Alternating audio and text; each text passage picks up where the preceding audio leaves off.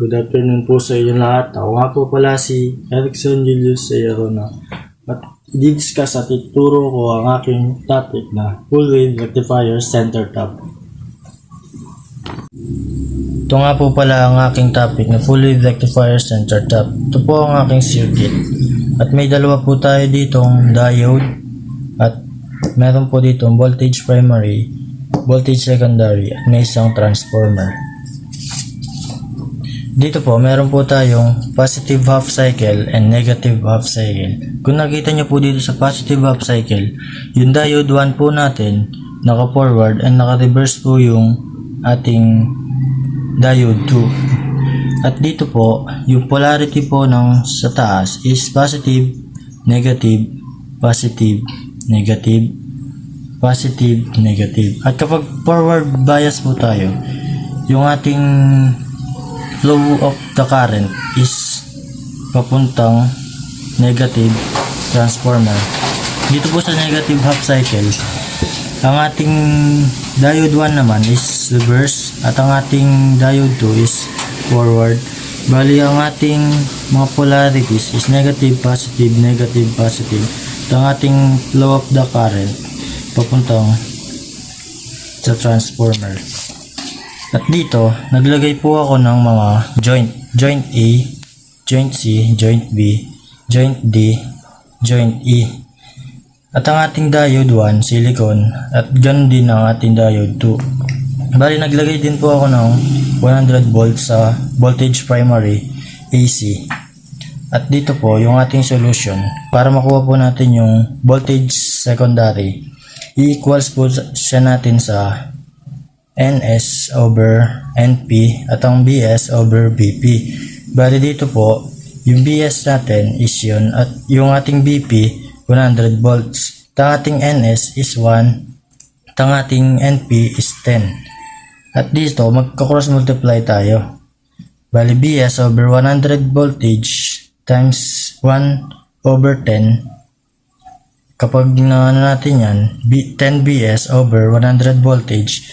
At para ma-cancel po natin at mapalabas yung ating BS, mag-over 10 po tayo. Bali, BS and 110 over 10. Bali, ang BS po natin, kung i-calculate po natin yan, is lalabas is 10.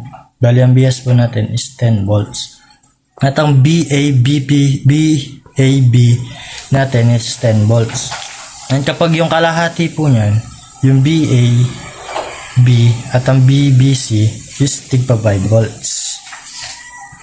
Dito na po tayo sa, para makuha rin po natin yung B peak, meron po tayong formula dito na times 2. Bali yung BA times 2, yung which is yung 5, yung kalahati, times square root of 2 pala, which is equals to 7.07. At ito yun sa A and BAB. At sa ating B peak, BBC times 2 times square root of 2, 5 times square root of 2 is parehas lang din na 7.07. At dito na po yun. At para po makuha po natin yung ating D na joint, dadaan po yung ating circuit, yung A joint sa ating silicon, which is yung silicon natin is 0.7. At kapag 7.07, yun, i-minus po natin sa 0.7, 7.07 minus 0.7. Pag na-minus na po natin, is lalabas 6.37 volts.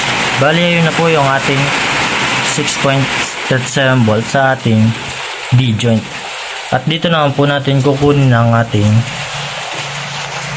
resistor, voltage across resistor. Bali, para makuha po natin yan, yung 6.37, may kukunin po natin yung voltage average.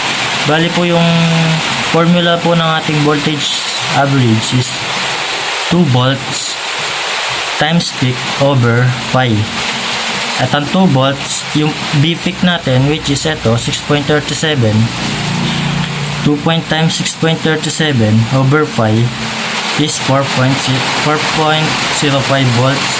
Ang voltage output po natin, across the resistor is 0.405 volts. Yun lang po. Maraming salamat. Good day.